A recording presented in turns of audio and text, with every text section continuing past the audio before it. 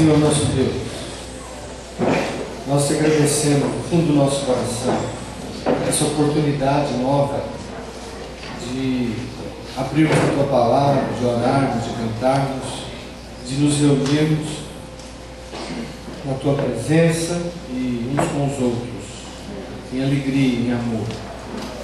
E te pedimos em nome de Jesus que o Senhor se manifeste aqui entre nós e em nós.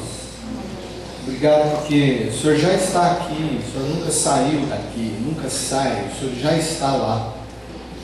Mas a tua manifestação é que a gente precisa descobrir, para que a nossa alma seja cheia, nosso espírito seja edificado, o nosso corpo seja renovado. Então, se o Senhor se mostrar, ó Deus, algo novo, profundo vai acontecer. E eu te agradeço desde já, porque o Senhor sempre ouve as nossas orações.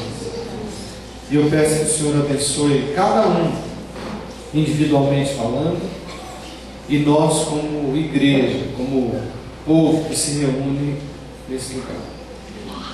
Obrigado pela oportunidade que temos, que é nova nesse dia, renovada e que é livre.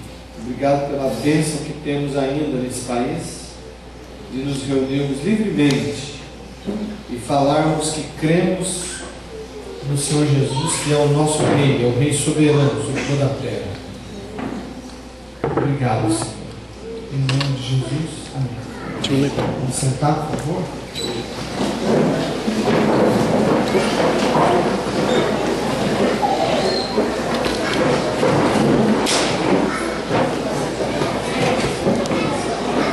Atenção, irmão.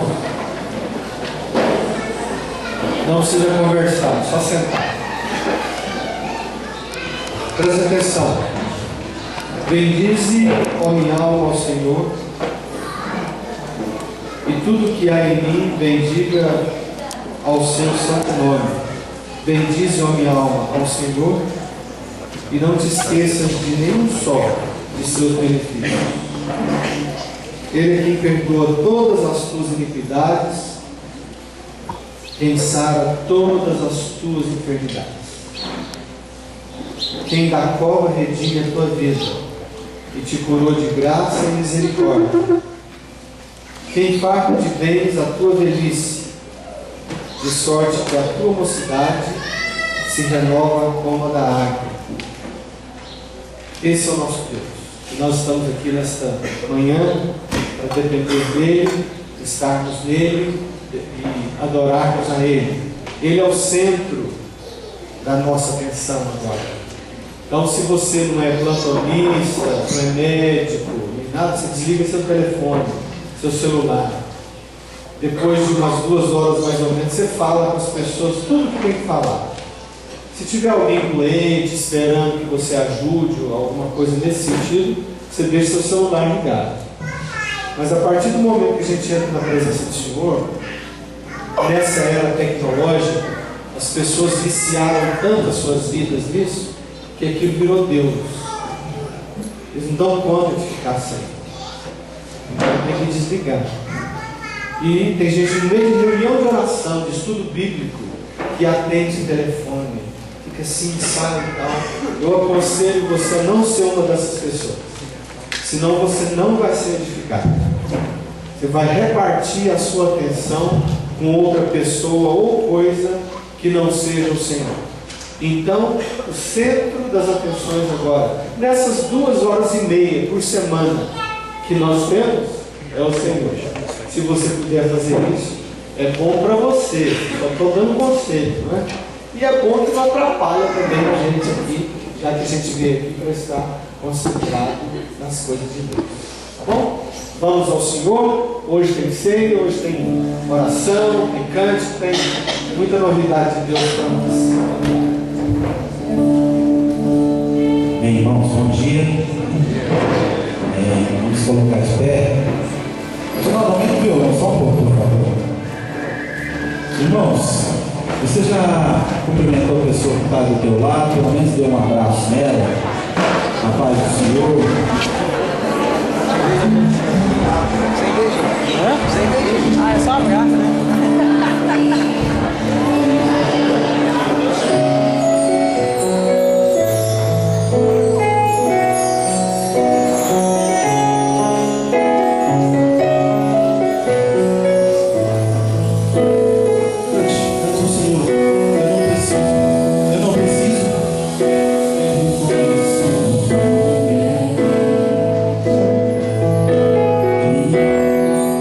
A minha glória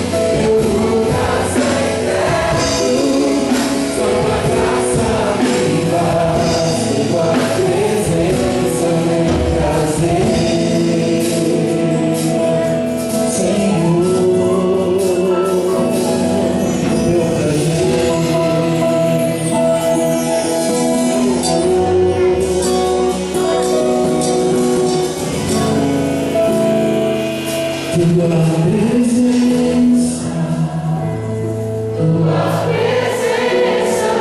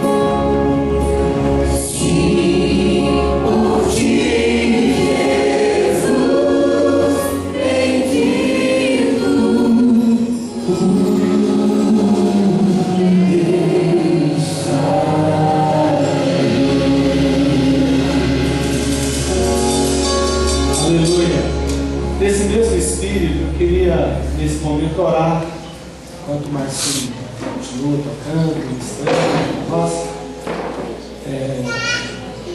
São pessoas enfermas, como a gente acabou de cantar, tudo entregarei, tudo deixarei, sim, por ti, Jesus bendito, tudo deixarei. E eu queria que essas pessoas precisam de oração. Por exemplo, a tia da Elisângela, ela está muito mal, tem já 65 anos, está internada no ar, esperando a medicina e precisa de oração. Então eu queria que a Elisângela viesse à frente representando a sua tia. E orar por coisas alegres também. O Arlindo e Carol, né, estão fazendo quantos anos de casado hoje? 13 anos. Vem para frente, deixa o seu baixão ali, vem cá. Vem, Elisângela, e todos os outros que precisam de oração, venham até aqui à frente nesse momento. Deus sabe o que é. Chegue bem perto aqui e nós vamos orar por você. Muito pode, por sua eficácia, a oração de Bruno. Nós somos justificados em Jesus. Cheguem para frente aqui, deixa o pessoal vir do corredor, fique por aqui, enche tudo aqui. Vem cá, Nilson, por favor. Minha esposa. Chega para cá, enche aqui esse lugar, o pessoal do corredor vem para cá, Carlos. Isso. Vamos dar espaço para o aqui. Elisângela, como é que é o nome da sua tia? Dona Aderinda. Então, vamos orar por ela, que Deus fale o seu coração e se o Senhor for servido, cure, acha o caminho de ir para a medicina, tratar e tudo nas mãos de Deus, né? Orar por aqueles que estão precisando de oração, de cura, de toque do Senhor. Orar pelo Joe, viu bem?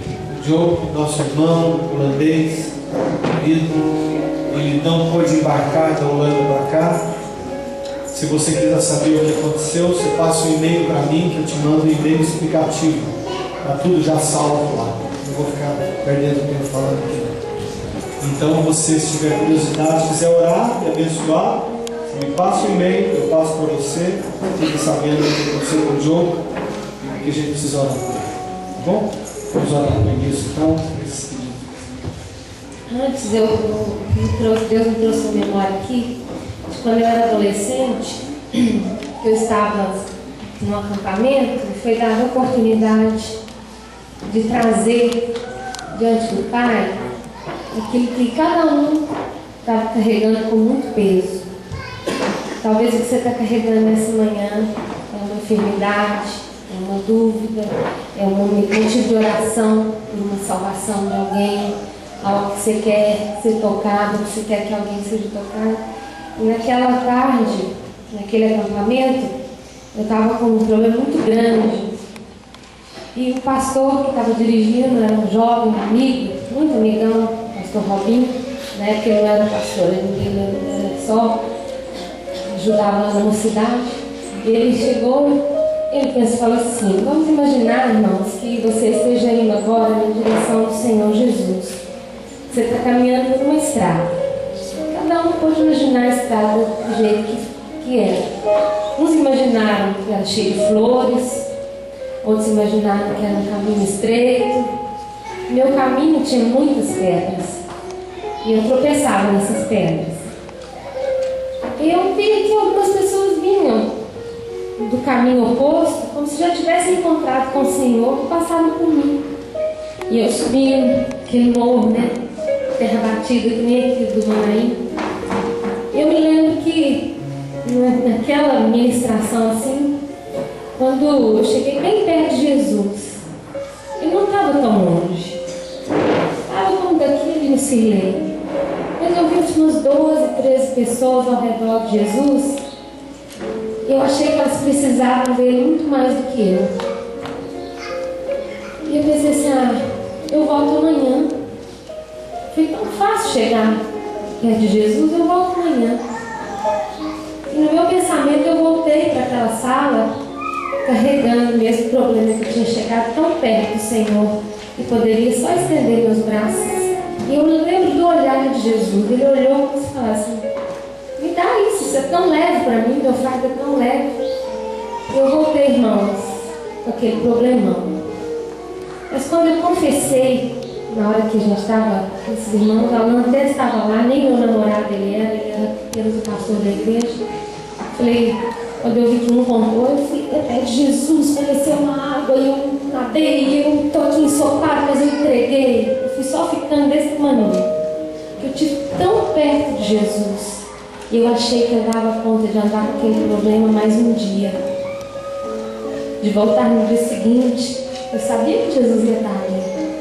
E poderia entregar amanhã já, porque as pessoas precisavam mais do que eu.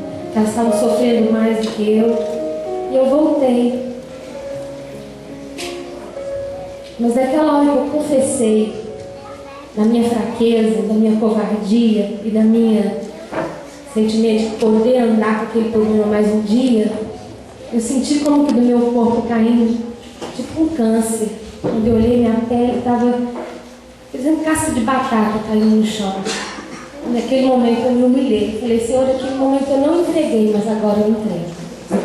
Então foi feito um apelo, irmão. Às vezes você acha que você não precisa desse toque.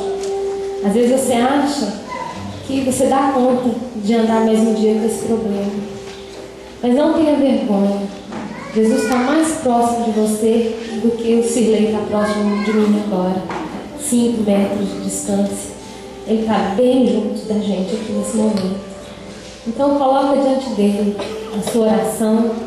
Não faça como eu fiz, achando que eu conseguia mais um dia.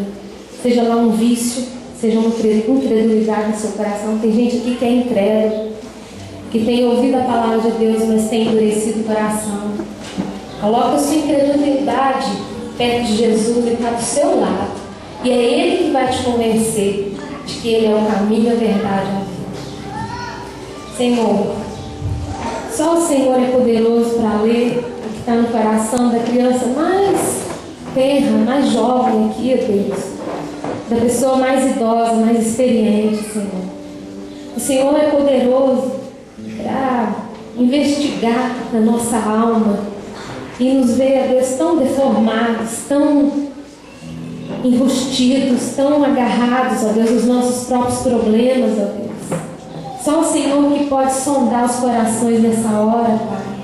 Eu peço ao Senhor, ó Deus, que visite, ó Deus, essa congregação, até aquele que não crê, Senhor, até aquele que acha que isso aqui é uma bobagem, que não tem por que adorar e dizer que o Senhor é santo. Se o Senhor é santo, é ir no céu, mas não é isso, Pai.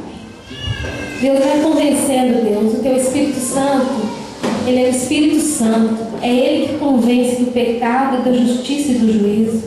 O Teu Espírito Santo passe agora, Deus, sobre nós e vá, ó Deus, tocando, ó Deus, as nossas feridas, ó Deus. Vá mostrando, Deus, o quanto nós precisamos do Senhor, que nós não podemos dar um passo sequer em nenhuma direção se não for o Senhor dirigindo, Senhor.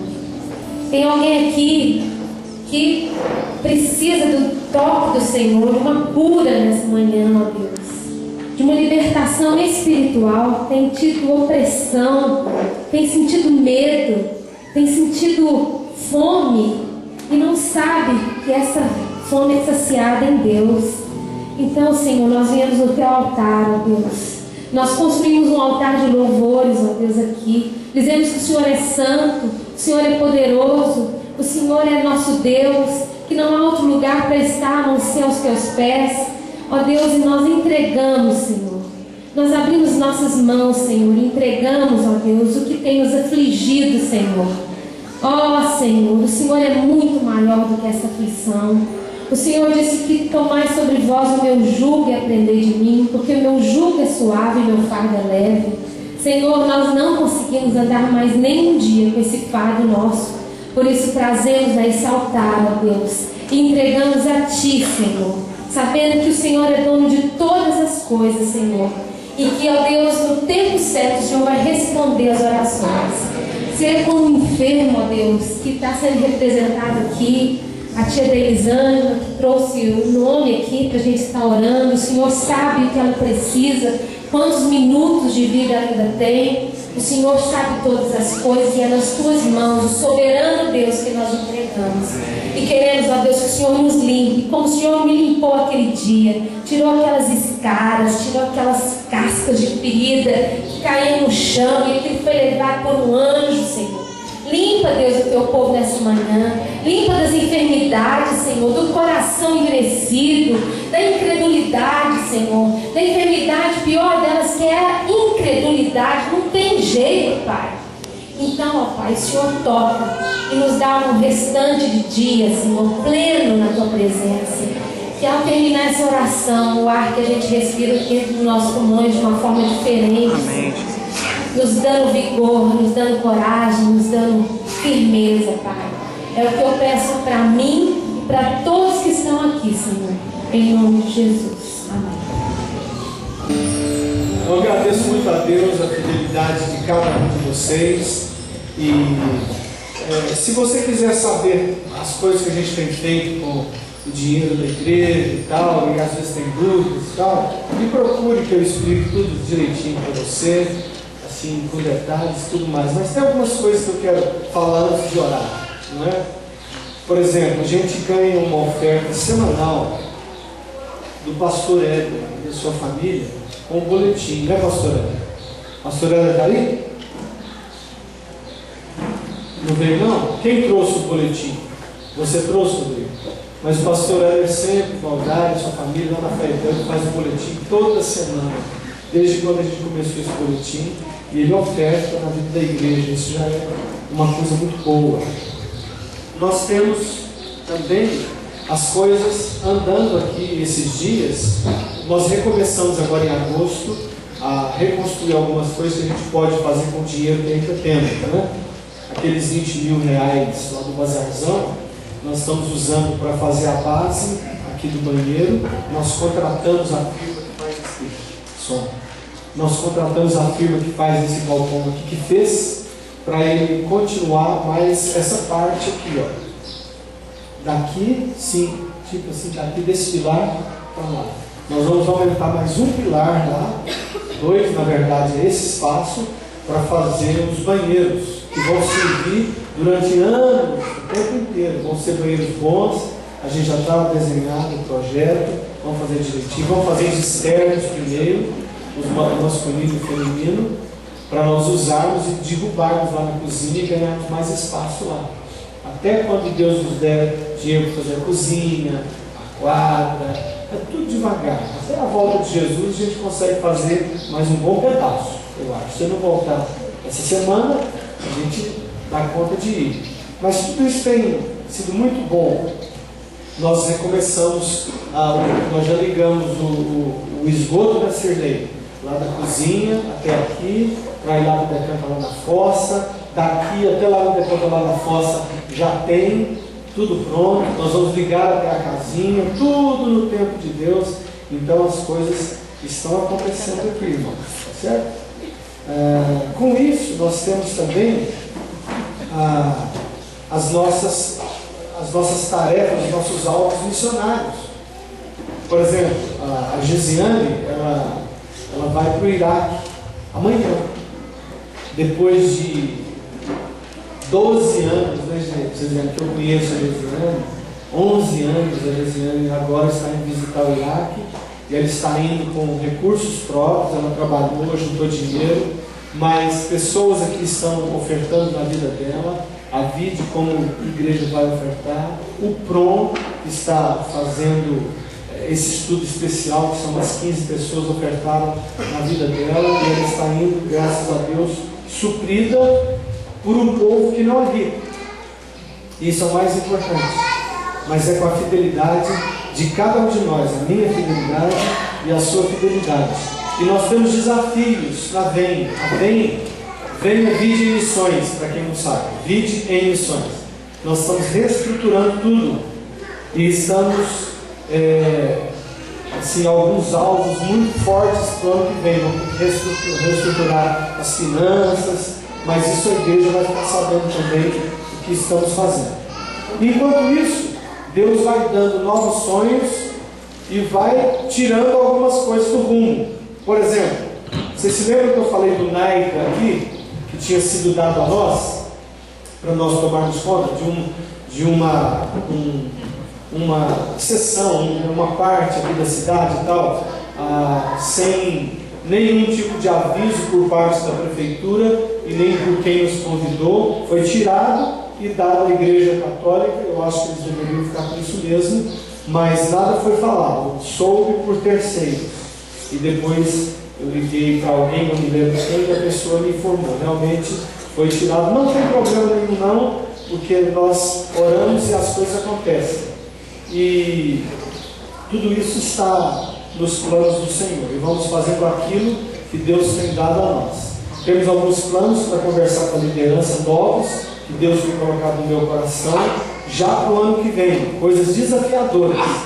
Enquanto a gente vai construindo fisicamente, nós vamos construindo principalmente espiritualmente a vida de pessoas, ajudando gente, construindo famílias, porque esse é o nosso alvo. Nosso alvo vai ser grande, vai ter 500, 5 mil. O nosso alvo é com o povo que Deus mandar, pela simpatia que a gente exercer, como diz em Atos, a gente vai fazendo a obra do Senhor com fidelidade. Quem é fiel no pouco, é fiel no muito. Quem é injusto no pouco, é injusto no muito também, diz o Senhor Jesus. Então vamos chamar o Cirlei aqui, vem cá, Cirlei, que está à frente do que a gente faz aqui. Só para deixar bem claro de novo, né? O Cirlei, ele não vai chegando aqui fazendo, aqui não é a chácara do Cirlei não, para ficar tranquilo. Aqui é o vídeo Manaim. Aqui é a chácara de Jesus, o pastor Alan é o pastor, e o Cirlei ajuda e coordena tudo que acontece aqui para ficar bem feito. Como esse galpão, o piso, não, aquele ficou bom, faz de novo e tal. Mas ele faz sob a orientação do pastor Alan e da liderança da igreja. Por exemplo, essa semana o Cirlei falou assim: pastor, nós já colocamos o esgoto lá da cozinha aqui para baixo. Será que a gente não pode aproveitar o tratorzinho e fazer todos os buracos já está com a mão na massa? Eu falei assim, falei, claro, vamos fazer assim. Então é assim que acontece. Para não ter dúvida, assim, pensar, entendeu? Tem às vezes gente, um ou outro, meia duas vezes, que pensa assim, o Cirlei não manda não. Porque o Cirlei, ele faz aquilo que o Senhor Deus manda para nossas vidas. É assim que funciona. E com o dinheiro que a gente tem, pouco, mas fiel, a gente vai administrando. Eu quero dar um exemplo para você aqui. Todas as vezes que Deus te der um dinheiro a mais e bom, eu sugiro a você que você ore para perguntar, Senhor, o que eu vou fazer com esse dinheiro? Né? Porque tem gente que vai acertar a FGTS, que ele montou, nunca viu tanto dinheiro na vida assim, e fala assim, não, Senhor, desse passado eu já dei o dízimo, está incluído já. Aí torra tudo, você entendeu? E não pensa que tem que ter uma oferta financeira boa para a gente ajudar pessoas. É mais ou menos nesse rumo que eu estou dizendo, não é? Tá bom? Então vamos orar com o Cirlei, agradecendo aqui.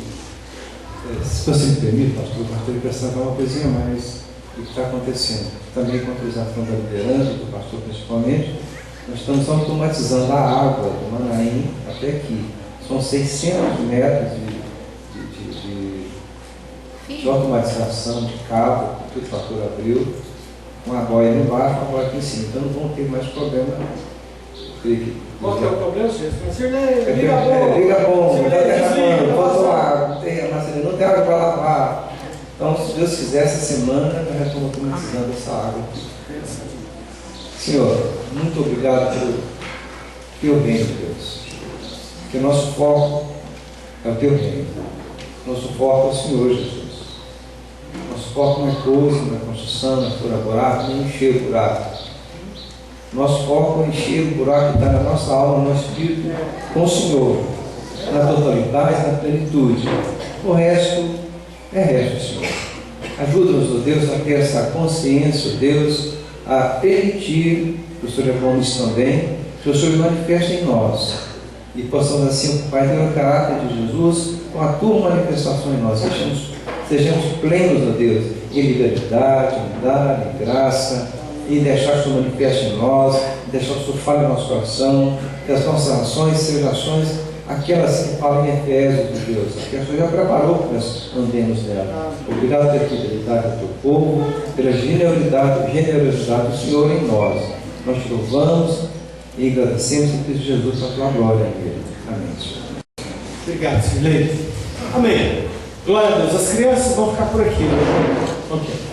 Pastor Silas, vem cá, por favor. Hoje nós temos a presença do pastor Silas aqui. Pastor Silas, pastor Ramon Chebron. E o pastor Silas é um amigo, é um irmão, é um fiel companheiro, é um pastor a quem eu admiro e de quem eu aprendo muitas coisas também. A gente caminha de vez em quando lá no Compar junto, quando a gente se encontra lá. Mas quando se encontra, sempre a gente tem alguma coisa boa para falar um para o outro, compartilhar o que está acontecendo aí nesse mundo brasileiro, evangélico e ao redor da terra também. E a gente compartilha mais ou menos as mesmas ideias. É um pastor fielmente bíblico e veio no meu coração um dia, nesse primeiro semestre, para convidá-lo a vir aqui, pregar para nós, compartilhar a palavra, né, pastor? E também ministrar a ceia. Então ele está à vontade agora, daqui para frente é com ele, e nós vamos sentar e aprender com o pastor Silas, tá bom? Amém. Está com o senhor? Depois nós temos a ceia. Amém. Pode por aí. Existem irmãos e a gente não precisa estar toda hora vendo e se beijando. Mas quando a gente se encontra como se mês passado, alguns meses, parece que foi um. O Alan é um desses irmãos que eu tenho em Cristo. E nós temos uma característica muito comum. E eu digo, sem pretensão nenhuma, muito difícil de achar. Somos sinceros. Somos sinceros. E desde o começo eu estou observando a vida do Alan lá, principalmente no Compass. Uma das coisas que me fez aproximar dele é isso. E quando me aproximei, conheci o coração dele. E vocês conhecem mais do que ele. Então, o que eu vou falar aqui, vocês já sabem. Um homem que realmente ama a palavra do Senhor. E, acima de tudo, é um homem que joga limpo. Isso é muito bom de nós. Bem, amados, eu quero compartilhar um estudo. Não vai ser uma mensagem, isso é algo que Deus tem falado no meu coração. Acho que a minha veia de professor aqui hoje vai falar um pouco mais alto. Mas eu gostaria que no final desse estudo nós pudéssemos entender algumas questões. Primeiro, que nós pudéssemos saber quem é Jesus. Porque essa graça barata, essa graça triunfalista, ufanista, que muitas vezes tem sido pregada no meio evangélico, principalmente esse meio evangélico tupiniquim brasileiro nosso, tem às vezes tentado mostrar para a igreja que Jesus é mais um gênio da lâmpada mágica do que Jesus Cristo, Filho de Deus. Daqui a pouco vai ter crentes pregando a Bíblia para ver se Jesus sai para ele atender os 3 pedidos. Então eu espero que nós saímos aqui hoje entendendo quem é Jesus à luz da palavra de Deus. Segundo, o meu desejo como psicólogo é que eu e você possamos também entender o que esse cristianismo pode trazer de resposta para a nossa alma, para as nossas circunstâncias pessoais, nossas crises, todos nós temos, frustrações, todos nós temos. Eu não sou frustrado. Se você reparar, todos nós somos assim. A partir do momento que você esperava um outro pastor aqui, já houve uma frustração, né? A partir do momento que você perdeu o ônibus, já há uma frustração, e etc, etc. Mas como que nós lidamos com isso? Uma das questões, amado, que nós vamos ver hoje é quando Jesus Cristo começa a falar o eu sou. E o título dessa mensagem, eu vou ter que usar um negocinho aqui, esse eu sou o Messias. Em primeiro lugar, eu só não entender o seguinte. Eu posso ficar aqui embaixo, pastor? Se eu ficar aqui embaixo, atrapalha? Na verdade, quem vai estar lá atrás não vai ver o senhor direito, né? Então tá bom. Mas assim, quando Jesus fala eu sou, ele vai literalmente chutar o pau da barraca de 2 paradigmas que já existiam, né? 2 conceitos. Primeiro é para o judeu. O judeu sabia e acreditava que apenas eu sou era Deus. Então quando Jesus começa a falar eu sou, os caras começam a dizer, pô, peraí, que história é essa que você é, se você não é? Se o único que é Deus. O segundo é a cultura grega helenista. Uma das coisas que eu sempre falo é que quando o cristianismo chega, ele não encontra uma terra vazia. O judaísmo, o pensamento grego helenista nessa época era muito forte, e no pensamento grego helenista, o eu sou era uma pessoa resolvida, era uma pessoa de bem com a vida. Então quando Jesus fala eu sou, as pessoas, sendo judeu ou não, começam a pensar, peraí, quem é esse cara para dizer que ele é? E aí, quando ele começa a dizer que ele é algumas questões, amado, ele está literalmente trazendo um arquétipo lá do Velho Testamento, que é exatamente aquilo que o Senhor começa a colocar em Moisés quando Deus começa a trazer um trajeto, uma forma que é o tabernáculo. Então, o judeu já tinha esse arquetipo do tabernáculo. O grego, e principalmente outras pessoas dessa cultura da época, quando começa a escutar algumas palavras, apesar de Jesus ter falado no aramaico, mas principalmente os evangelhos, quando começa a ser escrito no grego, e o cuidado de algumas palavras vão trazer uma resposta ao anseio da alma. Então, Jesus hoje é o nosso anseio. Eu faço assim, ó, você todo mundo, tá bem? Então vamos lá, primeiro eu sou o pão da vida. A primeira palavra que Jesus vai usar aqui é a palavra atos. A palavra atos no grego, amado, como nós, depois esse estudo vai ficar, se você quiser pegar, tá, mandar para alguém, fica de dentro aqui para nós, amém? Mas não se preocupe com as palavras, tá? O mais importante é você entender a etimologia dela, que é a minha preocupação. Assim como nós temos também várias palavras para pão de queijo, pão francês, pão doce, também existia no grego, existem várias palavras que vai definir vários tipos de pães. Mas há um tipo de pão, amado, que era o pão da redenção. É aquele pão que é o pão arcos, que era o pão que o judeu deveria sempre fazer a mais. Porque o judeu deveria sempre ter um pão a mais, para quando alguém chegar em sua casa, ele ter algo a oferecer. Quando Jesus fala que ele é este pão, automaticamente ele está dizendo, olha, eu sou aquele que veio trazer a redenção. Eu sou aquele que veio trazer uma resposta para a alma cansada. Eu sou aquele que veio saciar. Quando Jesus fala para a igreja sensal, interessante que Jesus nunca fala para a igreja de pregar o evangelho, convencer as pessoas. Ele fala para nós ser um sal. Sal numa faculdade, sal numa sala de aula, né? No emprego, sal em qualquer lugar. Automaticamente ele fala que ele é a água da vida. Porque o sal produz sede. E Jesus é a água da vida. Então, quando ele vai usando essas palavras, e a outra palavra que ele usa aqui é a palavra zoe, também tinha duas palavras no grego para vida. A palavra bios, que seria a vida circunstancial, ou vida leva eu, né? Se o dia está bom, eu estou feliz, se o dia está mal, eu estou ruim. Mas tinha a palavra zoe para a vida. A palavra zoe significa que eu tenho uma vida existencial e não circunstancial. É uma primeira lição que eu quero deixar para nós. O Evangelho do Senhor Jesus Cristo, ele não é apenas a redenção, mas ele é também a existência da minha vida e da tua vida. Então, a nossa vida não é uma vida circunstancial. Eu não estou bem se o dia está bom. A nossa vida é uma vida existencial. Eu estou bem porque eu sei quem é o meu Redentor. Eu estou bem porque eu sei que todas as coisas cooperam para o bem daqueles que amam o Senhor. Eu estou bem porque eu sei que é um propósito de Deus. Eu gosto muito de uma historinha do Zé. O Zé era uma pessoa que toda quarta-feira ia na igreja, e ele ajoelhava e ficava Jesus, oh Jesus, Jesus, é o Zé. Aí passava um tempinho de novo, Jesus, é o Zé. E um dia o pastor chegou para ele e perguntou, Zé, toda quarta-feira você vem aqui, você só ora isso, fala Jesus, Jesus, é o Zé, você não fala mais nada? Aí o Zé olhou para o pastor e falou, mas não precisa falar mais nada, ele sabe quem é o Zé. Então quando eu falo que é o Zé, Jesus já sabe quem é. Aí o Zé ficou doente. O Zé foi parar no hospital. E naquela manhã, quando a enfermeira entrou, o Zé estava com um sorrisão assim. A enfermeira, Zé, o que aconteceu? Ah, hoje eu saio daqui. A enfermeira perguntou, mas ninguém te deu, não, mas Jesus esteve aqui e falou comigo. A enfermeira ficou curiosa. Eu falei assim, mas o que foi que Jesus falou? Ah, Jesus falou assim, Zé é Jesus.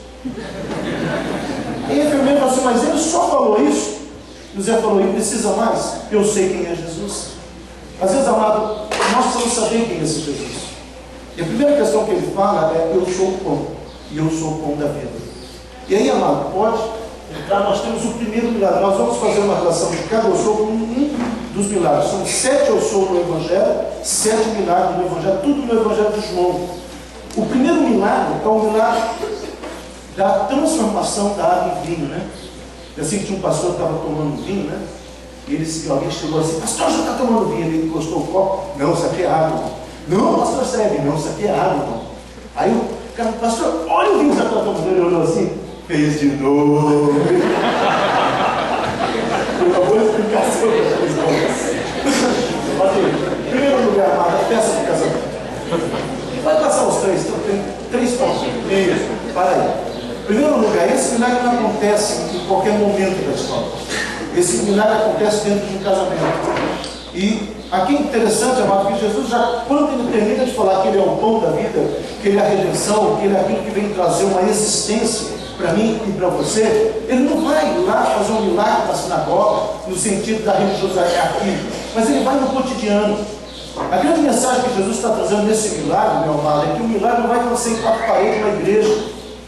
O milagre vai acontecer no meu coração, no teu coração.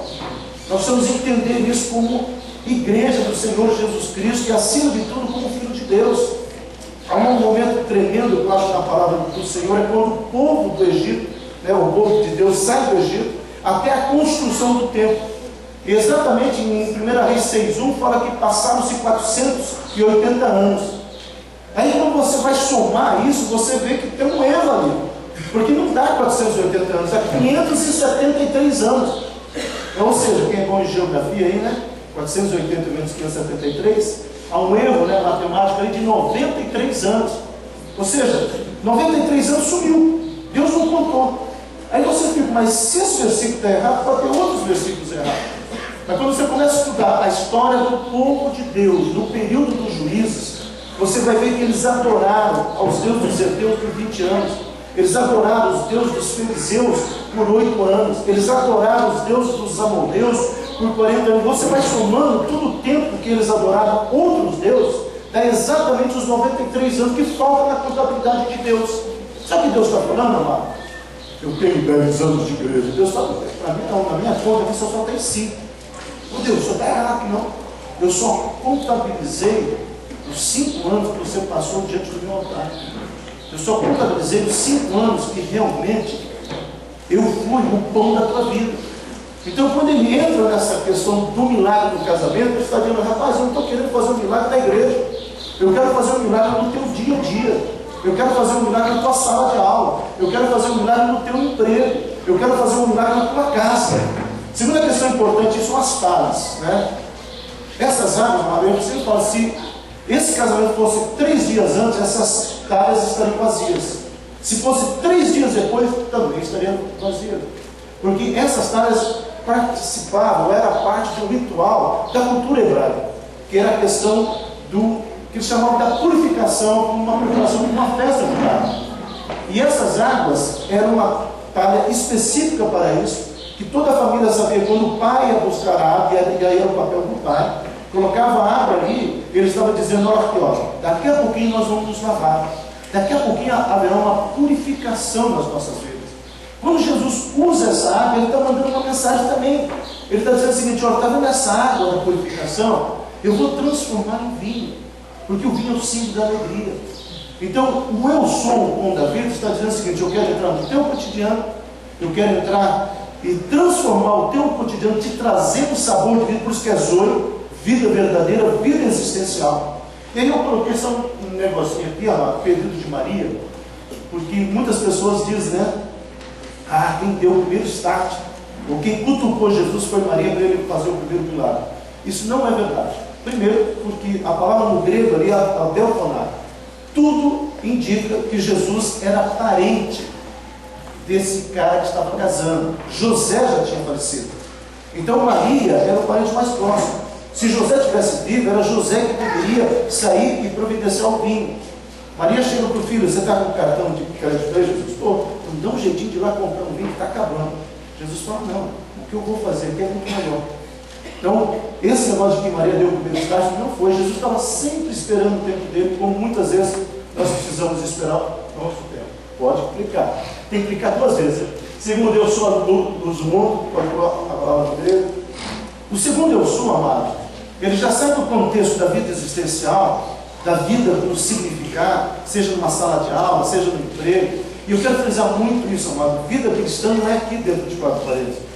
Tem uma historinha que o filho do pastor chegou para o pai e falou, pai, vamos morar dentro da igreja? Aí o filho do pastor falou assim, o pastor falou, filho, morar dentro da igreja, por quê? Porque lá na igreja o senhor é tão bacana, o senhor não xinga, o senhor não grita, Às vezes tem crente assim, que na igreja o pastor, aleluia.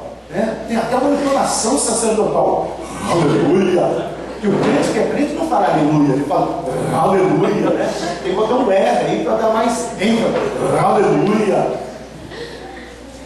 E de repente, amado, lá no trânsito, repente, numa sala de aula, né? De repente, na vida diária, é um caos. Por isso, amado, que quando Jesus fala, eu sou a luz do mundo, ele usa essa palavra aqui, ó, fotos, que é a palavra fóssil que ele usa aqui. Essa palavra, amado, significa tirar o caos. É dessa palavra que vem a palavra luz mesmo. Porque luz é aquilo que tira o caos. Caos é trevas, caos é eu não poder enxergar. Quando Jesus fala, eu sou a luz do mundo, ele não usa a palavra Gaia, que seria a palavra mais usada para mundo. Ele usa a palavra cosmos, porque ele está falando assim, eu sou aquele que tira o caos de todo o sistema que você está vivendo. Eu sou aquele que vai limpar a tua vida, eu sou aquele que vai dar um sentido. Por que você pode dar um sentido, Jesus? Porque eu sou o pão. Então, porque eu sou o pão e eu sou a luz, eu posso trazer um motivo para você viver. Mas eu quero só colocar algumas questões aqui. Nós vivemos hoje, talvez, o maior reflexo de uma sociedade contemporânea. As pessoas dizem, né? Os dias estão passando rápido, né? As horas estão passando rápido. Vai numa fazenda para ver se 24 horas não é 24 horas. A Terra não está rodando mais rápido. Somos nós que estamos mais exigentes. E na tecnologia nós estamos conectados. Nós estamos vendo tanta coisa, nós não paramos. Nós não pisamos mais o pé na terra. Nós não paramos para ver a lua. É coisa de poeta maluco. Nós não paramos para ver estrela. Amado, o dia continua tendo 24 horas. Se para você está curto, porque você está tendo muito estímulo. Às vezes, amado, essa parada nós deveríamos fazer de uma forma obrigatória. Eu acho fantástico, apesar de ser longe, apesar de tudo. Às vezes nós já estamos mandando uma mensagem para nós mesmos. Eu estou me isolando da cidade para estar num lugar onde eu vou estar. E aqui não deveria ter nem sinal de telefone. Eu vou estar inteiramente à disposição dos meus irmãos. Eu vou ter relacionamento. Nessa corrida nós não temos mais. Por isso, amado, que o próximo milagre é a cura do filho do oficial. Pode passar os três aí, para nós ganharmos um pouquinho de tempo. Quem que era esse filho? No grego, amado, tudo leva a crer que a mulher desse oficial tinha falecido. Esse era o filho único. E esse era o filho, talvez, que ele poderia dizer, ele me lembra ela. Esse era o filho do amor, em todos os sentidos. Então, quando esse oficial vai pedir ajuda de Jesus, e Jesus já está descendo da Galiléia, já está na região ali de Nazaré, daqui a pouquinho ele vai expulsar alguns demônios, daqui a pouquinho ele vai curar alguns leprosos, a fama de Jesus já se espalhou. Esse oficial, quando ele ouve falar de Jesus, ele não pensa duas vezes. Ele fala assim, cara, quem sabe esse aí é o cara que vai conseguir curar o meu filho. Minha esposa faleceu, mas esse filho, eu preciso dele mesmo. Não apenas amor de pai, tá? Segunda questão importante aqui, amado, é o comando de Jesus. Tá? Jesus não fala assim, vamos fazer um milagre, nós vamos fazer vir lá para trás, vir lá para frente, nós vamos pular aqui, nós vamos tocar o chofar. Não! Deus te abençoe. Jesus dá um comando, teu filho está curado. Às vezes, amados, nós queremos que esse comando venha um pouquinho, né, com a lápis Steven Spielberg. Nós queremos efeitos especiais. Nós queremos que quando Deus fala conosco, tem que ser algo, tem que ter fumaça. O teto tem que balançar. E às vezes Deus quer falar na nossa simplicidade. Às vezes você está ali fazendo um feijão, clamando pelo teu filho, e aí quando você está mexendo naquele feijão, vem uma paz de espírito. Não, mas porque o feijão não pulou e não abriu a boca, é isso que eu te digo, é sério. Não foi Deus. Mas o diabo tira a paz. Pelo contrário, o diabo tira a paz. Às vezes essa questão mística, eu sempre falo para os meus alunos, que o evangelho brasileiro ele tem três matrizes, né? A matriz tupi, a matriz africana e a matriz católica ibérica. Quem já estudou antropologia sabe disso, né? Na matriz tupi nós somos muito animistas. Nós temos que ter coisinhas se mexendo. Se o cara não der 3 pulinhos na peteca, o cara não é cheio do espírito. Se o cara não fizer assim, aí vem revelação. Nós somos animistas. Não, o povo de Deus bebeu das águas africanas, ele é cheio de misticismo. Se o pastor não botar a mão, não orar com o óleo de Israel, não funciona. Mas quando tem que levantar a mão e dizer, eu vou abençoar, os caras já olham para trás para ver se para cair. Sabe que eu vou cair. Olha lá, pastor. Nós somos místicos. Só que com isso, amado, nós estamos criando uma igreja que não conhece Jesus como a luz do mundo. Uma igreja que não conhece Jesus, que vem restituir, num momento de dor, a vida do filho. Para um pai que vai e diga: cara, eu sei que você pode fazer alguma coisa. As pessoas na sala de aula, elas não querem saber se a tua igreja é vídeo, Monte Hebron, quadrangular, retangular, né, com propósito, sem propósito, se você fez veredas antigas, pós-moderna, ao quadrado. Ela quer saber de uma coisa: meu, se nosso não é normal. Aí tem uns caras tão religiosos: vai piorar, porque o diabo vai te pegar. Às vezes a única pessoa que a pessoa quer escutar é o seguinte: você estava mal, posso orar por você? A pessoa não vai entender o que é oração, mas o mundo espiritual sabe. E é excelente que você está oração. A minha esposa, eu conheci ela dia 24 de fevereiro, às 10h30 da manhã de 1983, no primeiro dia de aula de psicologia. Eu estava assim na sala, chegou atrasado, perdeu os 2 primeiros horários. Entrou com um cigarrão na mão, uns livros de Rosa Cruz, do outro lado entrou. Quando eu olhei aquela gatinha, eu falei: meu Deus, é ela. Aí eu falei com Deus: Deus, vou fazer um trato aqui. Eu evangelizo, o Senhor me ajuda, eu faço a minha parte. A carne é minha, o espírito é teu. Falou? Até hoje, graças a Deus, Deus está cumprindo a parte do meu contrato. Mas só que eu já estava terminando a faculdade de teologia, eu era futuro pastor.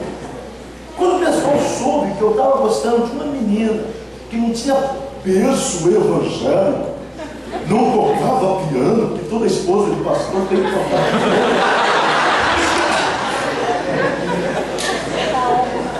Amado, você não tem ideia do quanto eu fui criticado.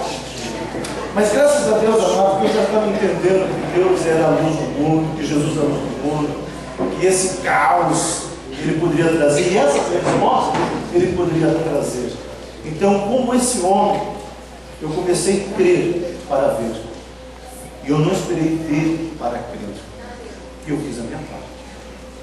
Eu testemunhei e falei de Jesus. O dia que ela aceitou Jesus numa reunião minha, eu estava doido para todo mundo ir embora para dizer: e daí? Pior que eu cheguei para ela, eu sou gato, né? Você sabe disso, quem conhece sabe. Eu vou ser. Gostou? Eu nem sei o que entendeu o que você falou. Mas voltando ao estudo, às vezes nós somos dessa questão prática, então Jesus mostra isso. Terceiro, eu sou. Não se preocupe, eu vou acabar dentro. Eu sou, pode passar, a porta das ovelhas. Aí Jesus aqui está usando 2 palavras. Até aqui, amado, Jesus está na região da Galileia. Até aqui ele está falando para os judeus da classe dos saduceus, tá, e dos escribas. Os escribas foram lá de Jerusalém para seguir o cara. O que esse cara está dizendo que eu sou? E aí Jesus começa a usar elementos que tem tudo a ver com o judaísmo.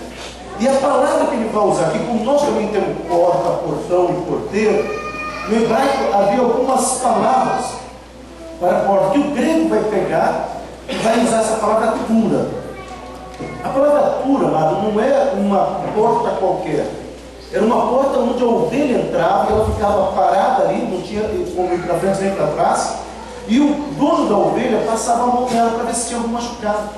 Então, quando Jesus usa esse termo, ele estava dizendo: cara, para, deixa eu te tocar, deixa eu ver se há alguma ferida, deixa eu ver se há algum carrapato aí. Às vezes, amado, nós não temos tempo para Jesus, e essa sociedade pós-moderna é muito doida, nós queremos tudo agora. Eu brinco na minha igreja que eu sou do tempo de que pipoca se fazia em panela, e a gente sabia que pipoca estava pronta, quando dava luz, batia, tá pronto. Hoje pipoca você faz em menos de 1 minuto em um forno de micro-ondas. Eu sou do tempo que posto de gasolina vendia gasolina. Hoje posto de gasolina tem o supermercado em todo. Só que essa mudança pós-moderna tem trazido imediatismo para a vida das igrejas. Mas você já parou para pensar que quando Deus fala para Abraão: cara, você vai ser a bola da vez, eu te escuto. Aí Deus fala para Abraão: sai da tua tenda. Vocês estão mandando a pessoa entrar para a tenda? Sai da tua tenda. E fala: olha para cima, Abraão. Olha para cima, olha para baixo, Abraão. Deus não está curando o torcicolo de Abraão. Sabe o que Deus está falando? Abraão, a partir de agora você vai ver essas 2 dimensões. A minha dimensão que é natural e a sua dimensão que é natural. Mas quando a minha dimensão que é natural para mim, vier no teu natural, será o sobrenatural. E agora eu vou começar a escrever a tua história. Deus não deu um mapa para Abraão. Abriu o Facebook celestial, tá aqui, Abraão, umas fotinhas do. Né? Aí Abraão curtiu, né? Curtiu. Deus não falou nada para Abraão. Deus só falou, sai, e eu te mostrarei a terra. Mas Abraão começou a caminhar. Quando Abraão começa a caminhar, ele sabia que Deus tinha esse propósito. Deus começa a tocar em Abraão. Mas, amado, levou 26 anos. 26 anos. Você acha que quando Samuel entrou na casa de Davi, jogou óleo na cabeça dele, ele falava atrás, aí Davi começou a cantar e chegou lá e falasse, ô Saulzão, descobre aí que agora eu sou o garoto da vez. Não, levou 16 anos. Eu sei, amado, que ninguém aqui quer esperar tanto tempo, também. Em Jesus Cristo nós temos supertivo, tá? Fica tranquilo. Temos abreviação de tempo. Mas, meu amado, presta atenção no que eu vou te falar, eu falo muito isso na minha igreja. Tem crente que se ficar rico, fica besta. Tem crente que se Deus atender na hora, fica idiota. Deus tem que trabalhar no caráter, meu teu, para depois ele ser um bom pastor, que nós tanto queremos que ele seja. Então esse trabalho, nós precisamos entender. Quando você entrega a sua vida ao Senhor Jesus Cristo, amém? Ah, pastor, eu nasci com uma igreja evangélica, não sei quando. Mas um dia você tem que ter parado e dito, Senhor, não sei quando, mas então vai ser agora. Minha vida te perdoa. Amém, amado. O problema nosso religioso é que nós damos mais ênfase nos testemunhos dos ex, né? Eu era ex-drogado, eu era ex-isso. Aí chega um cara, eu era ex-nada. Esse que dá sucesso. Sendo que esse que tinha que dar sucesso. Porque esse tinha que ser o cara que Deus preservou uma família. O único pecado que ele fez foi um dia que ele estava mascando chiclete. O pastor Arão falou assim, não quero ninguém mascando chiclete, ele colou embaixo da cadeira da gente. Ele até hoje sabe que ele fez isso. Ele não lembra o dia exato. O céu não se abriu, mas ele sabe uma coisa, que Jesus Cristo é o Senhor e o Salvador da vida dele. Amém, igreja? Amém. Não teve uma experiência extraordinária, mas ele sabe. Mas ele sabe que aquilo é só o começo, meu pai. O que nós vamos entender hoje como igreja, que o problema não está na entrega, o problema está na santidade. E santidade é algo que se processa todos os dias. Eu já disse algumas vezes em sala de aula que nós, igreja, viramos verdadeiros matadores de baratas. Até entrevistamos baratas. Eu sempre dou um exemplo. Imagina uma pessoa sentada na sala comendo bolacha, porcão, né? Cai bolacha no chão, cai bolacha no chão. Aí essas bolachas vai atrair um monte de baratas. Não adianta ir lá matar as baratas. Você tem que matar as baratas e tem que ensinar engenho para o cara. É ou não é? Agora vamos espiritualizar isso? Baratas são demônios. Tá? Essas frégulas da bolacha é pecado. Tem igreja que vai lá matar baratas. Sai os Beelzebub, dá até nome para as baratas. Sai, tranca a rua. Tem igreja que faz entrevista. O que você veio fazer? Matar, roubar, eu não entendo como que entrevista demônio. O que você veio fazer? Está na Bíblia que ele veio fazer. Agora tem igreja não, que só trabalha com o cara, faz higiene no cara, mas as baratas continuam lá. Amado, o Evangelho, a santidade, vai fazer com que você aprenda a não jogar sujeira no chão, amém? Ou seja, lidar com o pecado, e aprenda a tomar posicionamento contra os demônios que já entrou na tua vida. E demônio não é o teu vizinho, não é a tua sogra, não é o teu sogro. Demônio é aquilo que você deu brecha. Eu acredito em demônios, vocês sabem disso. Mas o demônio só trabalha na legalidade, amado. Só trabalha na legalidade. Só que o problema hoje, amado, é que nós temos dado férias para o demônio. Porque a igreja não conhece nada do Evangelho, tem feito uma coisa que até o diabo fica. Nunca tinha pensado nisso. É tanto misticismo. E quando Jesus fala, eu sou essa porta, Jesus está dizendo, cara, entra e para. Para. Deixa eu tocar você. Deixa Jesus tocar. Só que o problema nosso, nós somos tão busy tocar Jesus. O arrepio inteiro. Não, mas Jesus não quer fazer cócegas. Jesus quer tocar na minha vida, na tua vida, no dia a dia. Quando Paulo fala do que o Evangelho é para ele, segundo a Coríntios 3,18, Paulo usa a palavra mimetai no grego, que significa fazer um impacto. Paulo fala, dia após dia, o Espírito Santo está batendo em mim. Quando Paulo vai escrever aos Colossenses, ele usa a palavra ergonomai. O Espírito Santo está trabalhando em mim. Eu brinco sempre, é uma frase de um outro, não é minha, sabe, de um pregador antigo, que fala assim: quando você aceita Jesus, você ganha uma placa. O Espírito Santo trabalhando, desculpa o transtorno. Nós estamos em obras. Deus está trabalhando no meu caráter e no seu caráter. Só depois que Jesus é o bom pastor, que ele vai, pode passar os três, tá? Ele vai curar esse enfermo. Em primeiro lugar, amado, é interessantíssimo nós pensarmos na abordagem de Jesus. Jesus chega para Bartimeu lá, em Marcos capítulo 10, Bartimeu cego, Bartimeu começa a gritar: Jesus, filho de Davi, tem misericórdia de mim. Jesus para, olha para Bartimeu: o que quer que eu te faça? O cara é cego, Jesus. Chega lá, para esse cara que está se arrastando, Jesus fica olhando: o que você está fazendo aqui? Estou brincando de gatinhar, Jesus. Você já pensou como é que Jesus abordava as pessoas? O que você quer que eu te faça? Meu amado, terapeuticamente, vamos usar a palavra cura, apesar do pessoal não gostar desse termo. A terapia começa quando você sabe que você cura. A cura na minha alma, na sua alma, processa quando você sabe quem você é. Por isso que Jesus, quando começa o sermão do monte, não fala: gente, ó, moçada, dá um tempo aí, ó, presta atenção aqui, ó. Eu sou filho do Deus Altíssimo, eu estou aqui. Não. Ele fala: vocês querem ser felizes? Ele usa a palavra macários, porque aquela região conhecia muitas lendas gregas, e os gregos acreditavam muito que havia um monte olimpo, onde quem estava acima disso tinha uma hiper felicidade. Jesus pega essa palavra macário e fala: cara, você quer essa felicidade? Seja humilde. Ele usa a palavra humus, que seria quase traduzida: conheça para você mesmo. Poderia ser usada essa palavra. É como se Jesus falasse assim: cara, em primeiro lugar, quem é você? Eu sou o apóstolo Cenas Fernandes. Quem é você, cara? Eu sou o pastor Alan. Jesus vai perguntar de novo: quem é você? Como ele fez com João. Desculpa, com Pedro, lá no capítulo 21 de João. Pedro, você me ama? E no original, vocês já devem ter ouvido isso, mas é fantástico. Ele pergunta: agape, você, cara, me ama? Ele usa a palavra água: você me ama verdadeiramente? Só que Pedro responde: egofilete, eu gosto de você. Aí Jesus pergunta de novo: cara, você me ama? Aí Pedro responde de novo: eu gosto. Aí Jesus dá uma de terapia gestalt. Pedrão, você está dizendo para mim que você gosta de mim? Aí Pedro escuta. Porque às vezes, amado, o problema nosso é que nós não escutamos o que nós estamos falando. Nós não escutamos.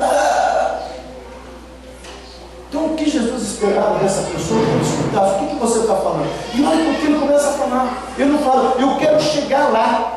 Não sei por conta aqui, ó. Lamento do homem. Eu quero chegar lá, eu quero ser curado. Ele fala: não, me abandonaram aqui faz 38 anos. Mas muitas vezes a cura não acontece na minha vida e na sua vida por causa disso. Nós estamos presos aos nossos ismos do passado. Eu que ajudei a edificar aquela igreja. Eu tinha doado um banco, e aquele banco era um banco tradicional, e eles quebraram. Quando eles mudaram, eles se estressaram. Nós estamos presos a coisas religiosas. O Senhor está falando o seguinte: meu amado, como é que é você na sua casa? Como é que é você na sua empresa? Os teus funcionários querem saber de mim por tua causa? Os teus vizinhos querem me conhecer por tua causa? Mesmo que eles nunca venham para a tua igreja. Mas eles podem dizer assim: cara, eu não gosto de Deus, eu não conheço Deus, mas o Deus daquele cara lá é tremendo. Esse é um vizinho que eu sempre quis ter. Vocês estão entendendo, igreja? Nós precisamos viver isso. Por isso que Jesus pergunta: quem é você? O que você quer? O que você quer? Bartimeu, na hora: eu quero ser curado. Quando, lá em Lucas, quando quebra o telhado de Jesus, desce aquele paralítico na cama. Jesus olha para aquilo lá, talvez Jesus ficou bravo por quebrar o telhado dele, Ele olha para o paralítico e fala assim: meu, levanta e anda. Nossa, Jesus! Cara, é paralítico, como é que o senhor fala desse jeito? Jesus está dizendo: meu, você já quebrou meu telhado, agora cria vergonha na cara, sai dessa cama. Às vezes, nós estamos presos em camas. Eu sempre falo que tem gente dentro de igreja que pega a cama. Ele era paralítico, ele foi curar, mas ele pega a cama e deixa na sala. Aí quando alguém chega assim, né? Mineiro, vamos jogar um futebolzinho, agora você está curado. Aí ele começa, mas sabe passar? Quando não tinha sido curado ainda, eu estava nessa cama, você jogando no canal. Sabe passar, vocês foram lá no shopping, eu estava aqui. Tem gente que está tão acostumado com a dor, que quando Deus cura, ele sente falta da doença. E aí ele quer de novo, eu quero ficar doente, eu preciso ficar doente. Meu amado, é a pior. Aquele cara que está sempre na fila da oração, aí ele vai atrás das correntes, corrente da bênção, corrente do desencapetamento total. Porque ele quer chamar a atenção. Esse paralítico, ele conta a história dele. Jesus fala, eu vim aqui para saber a tua história, cara. Eu quero saber uma coisa, você quer ser curado? Então levanta. Mas ninguém mexeu nas águas. Levanta. Nós estamos querendo posicionamento. Pode mais. Ok? Eu sou um bom pastor. Pastor, meu horário é estourando, mais um minutinho só, tá? Eu sou um bom pastor. A palavra aqui que Jesus vai usar, a palavra coinon e a palavra cara. Quer pegar essa palavra? Pode botar outra. Isso. Deixa aí. Põe as três, depois deixa aí. Por que ele usa a palavra caos? Porque Jesus aqui está fechando o ciclo com os judeus. Daqui a pouquinho ele vai descer para Jerusalém, e aí ele já vai ter uma multidão mais mista, principalmente de gregos helenistas que faziam parte daquela região. Então ele encerra dizendo para os judeus o seguinte: olha, eu já disse que eu sou o pão, já disse que eu sou a luz, já disse que eu sou isto, mas eu quero que você entenda uma coisa: eu sou o pastor de Israel. Que Deus aqui Jesus está fazendo exatamente as profecias de Isaías, do bom pastor, do pastor que vai apacentar Israel. Daqui a pouquinho Jesus vai trabalhar num outro momento para dizer: eu sou aquele pastor que as ovelhas conhecem a minha voz e eu as conheço. Não, mas tem gente que não conhece a voz de Jesus. E a voz de Jesus, ela não é aquela voz que vai derrubar o telhado da tua casa. Eu sempre falo para os meus jovens: não adianta você entrar num site pornô, né? E dizer: Jesus, se o senhor não quer que eu olhe esse site, que caia a rede. Não vai cair. Começa a namorar: Senhor, eu vou subir a minha mão, mas se o senhor não quer que a minha mão se endureça e não suba, vai subir, meu amado. E se a menina vai deixar, não vai deixar, não adianta falar: Senhor, se o senhor não quer que eu suba nesse monte, né? Livre arbítrio. Livre arbítrio. Quando Jesus fala que ele é bom pastor, veja só esse milagre aqui. Multiplicação dos pães. A escolha. E Senhor, nós vamos despedir essa multidão, o que nós vamos fazer? Meu amado, tudo na vida é uma questão de escolha. O que você tem escolhido para a tua vida? Sabe qual é a frustração da geração de hoje? Há um autor de 2007, ele escreveu em 2007 uma frase que muitos pregadores gostam de usar, né? Sobre a sociedade, eu vou trazer para o meio evangelho. Ele fala assim: a sociedade era uma sociedade de essência, ser. Depois a sociedade passa para o momento do capitalismo, ter. Depois a sociedade se perde em tudo, agora só parece, tem um parecer. Eu acrescento uma frase aí: hoje a sociedade é demonstrada, né? Olha as redes sociais, aqui no shopping tomando açaí, aqui no praia, curtindo praia, aqui na vídeo, aqui, nós queremos mostrar tudo. Agora, se você fazer uma conexão com o Evangelho, porque cosmovisão é isso. Quando os antigos falavam que o mundo iria entrar na igreja, não é que ia entrar uma bola, o globo entrando na igreja, não. É o sistema do mundo que está entrando. O Evangelho tinha essência, era ser. Aí vem a teologia da prosperidade, diz que não é ser, tem que ter. Todo mundo queria ter. Eu tenho que ter, minha igreja é abençoada. Pastor Silas, quantos membros o senhor tem? Eu tenho 4. Desse não. Tem 12 braços. Só tem isso mesmo? Só tem 4. 2 pernas, 2 braços. Não é assim, não. É 4.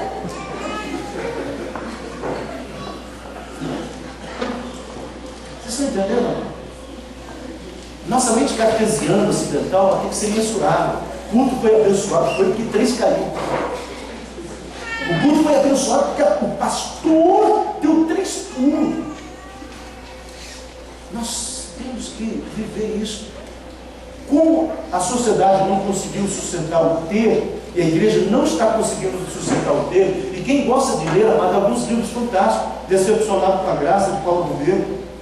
Esse é um pouco crítico, mas há por uma repórter do jornal Valor. Ela se converte na França, ela veio para o Brasil agora, de vez em quando ela está escrevendo, falando muito numa TV de economia.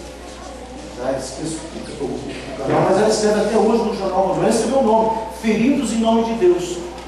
Fantástico livro. Dessa expectativa que você tem que ter, você tem que ter. Quantas pessoas estão frustradas com profetadas? Eis que eu te digo, você, e a pessoa já tem expectativa. Aí a sociedade passou por parecer. O culto parece que foi avivado, parece que Deus esteve lá, porque nós começamos a criar plagas. Só que agora a igreja está querendo mostrar. Vamos para a rua. Vamos mostrar que nós temos um presidente evangélico. Vamos mostrar que nós temos a maior câmara evangélica. Vamos mostrar que nós temos o maior templo de Uberlândia. Nós queremos mostrar. E as pessoas querem saber de Jesus. As pessoas querem saber o seguinte: quando ela entra na tua igreja, ela não quer saber se o teu pastor tem curso de teologia, não tem curso de teologia, não quer saber se ele tem isso, não tem aquilo, se é apóstolo, não é apóstolo. Sabe o que elas querem saber? Será que Jesus tem uma palavra para mim nessa manhã? Porque eu estou a conta da semiga atrasada, estou com a conta de manhã atrasada, estou com uma crise com o meu esposo, uma crise com o meu filho. Vocês estão entendendo? É isso que Jesus está falando. Então, quando ele chega, nós temos três questões. Primeiro, a preocupação dos discípulos, que é uma preocupação da igreja, que a igreja não pode ter. Quando Jesus vai fazer, de que maneira Jesus fazer, eu não sei. Você pode dizer: Jesus vai fazer um milagre na tua vida, fala: Pai, como eu não sei, mas eu sei. Porque eu creio, eu não preciso ver para crer. Eu creio para ver, amém, amados? E aí o papel de André, sempre temos que ter um André. O André aparece pouco no momento da caminhada de Jesus, mas ele aparece em ponto estratégico. E um desses é aqui. Nós precisamos de pessoas práticas, que tenham proatividade. O mundo está dizendo que nós vamos ser entusiasmo, né? O mundo, você tem que ter entusiasmo. A palavra entusiasmo vem de duas palavras do grego: Deus, ter Deus dentro. Uma pessoa que tem Deus dentro, meu irmão, tem o Criador de todas as coisas. Esse cara não precisa de neurolinguística. Esse cara não precisa de ler pensamento positivo. Ele é o próprio pensamento positivo. Eu não sei como, mas Deus sabe todas as coisas. Vocês estão entendendo, querido? Nós temos dessa frustração. Próximo. Bom, pastor, vamos fazer o seguinte. Vamos negociar o tempinho. Paramos aqui? Por favor. Não, manda abraço. Vou tentar ser mais rápido, também. Então já põe ali: eu sou a ressurreição, a verdade e a vida. Eu sou a ressurreição. Desculpa, eu estou adiantando, eu sou a ressurreição e a vida. Passa para o milagre, fica mais fácil. Jesus usa a palavra Anastácia. Anastácia, amado, é uma palavra que eu amo no grego, porque no grego tem duas palavras para mortes: necros, morreu. Necros, necrotério vem daí, morto. Mas tem a palavra Thanatos, que Freud vai usar, inclusive. A palavra Thanatos significa alguém que morreu pelos seus sonhos. Jesus, na grande maioria, ele usa sempre a palavra Thanatos. Você está morto nos teus sonhos. Você está morto nos teus sonhos. Ele vai usar a palavra Necros para Lázaro. Não, Lázaro, esse cara morreu. Esse não tem conversa. Esse aí morreu. Mas quando ele fala que ele usa a palavra Anastácias, ou Anastasias, né? Ele está dizendo o seguinte: cara, eu quero te trazer a viver os teus sonhos. Quando Jesus fala: eu sou a tua ressurreição, ele não está dizendo que você vai ser ressurreto para ter uma vida espiritual. Não, você vai ser ressurreto para viver os teus sonhos. O problema nosso, meu amado, nós queremos alinhar os nossos sonhos aos sonhos de Deus, e ao contrário, é Deus que quer alinhar os sonhos dele ao nosso sonho. O sobrenatural de Deus na minha vida. Passa para o milagre. Pode? Já põe os três. Passou o milagre? Desculpa então. Jesus andando sobre o mar. Primeiro, Jesus tinha feito todos os milagres. Curado leproso. Ele já tinha ressurreto morto. E de repente o cara é o primeiro surfista da história. Ele vem andando sobre as águas. E aquilo, amado, há dois momentos que Deus dá um choque cultural. A primeira é esse, quando Jesus anda sobre as águas, porque ele está falando o seguinte: eu sou maior que Poseidon, eu sou maior que esses deuses pagãos. E há outro momento quando ele manda a natureza se calar. Os discípulos ficam doidos, mas peraí, quem é esse cara que manda a natureza e a natureza obedece? Porque Jesus está dizendo, cara, eu não sou apenas alguém que veio restituir o físico, mas eu mando. Mas quando Paulo sofre aquele naufrágio, a cultura daquela ilha era de Poseidon e Afrodite. Então eles achavam assim, que todo mundo que sofreu esse naufrágio é porque Poseidon queria matar. E Paulo na ilha de Malta ali, eles falam, pô, Poseidon não conseguiu matar o cara, hein? Então esse cara é melhor que Poseidon. Aí quando ele é picado, Afrodite usava serpentes. Ele é picado e falou, cara, até Afrodite quer matar esse cara. Mas sabe o que chamou a atenção da ilha? Não é que Poseidon e Afrodite queriam matar o cara. É quem é o Deus desse cara, que nem Poseidon e nem Afrodite consegue matar. Por isso que toda ilha se converte, meu amado. A tua sala de aula não quer saber, eu estive esse final de semana na minha igreja e desceu fogo do céu. O cara vai perguntar, chamado bombeiro. Eu estive na igreja e eu vi o céu se abrindo. Apareceu alguma nave espacial? Mas a igreja quer saber se você realmente tem algo para dizer ao mundo, né? Você tem algo para você dizer. E é exatamente isso aqui. Não temas. É isso que o mundo quer escutar. Aí nós vamos bem mais rápido. Eu sou o caminho, a verdade e a vida. A palavra ônus. Também nós temos várias palavras. Estrada, estradinha, via rápida. Ônus era uma palavra que Platão gostava muito de usar. É um lugar que tem começo, meio e fim. Quando Jesus fala isso, e aqui ele já está falando mais para os gregos, Jesus está dizendo, cara, eu tenho começo, meio e fim. É como você fala assim, eu não faço nada pela metade. Eu sou o caminho, eu sou a verdade. E a palavra aletheia.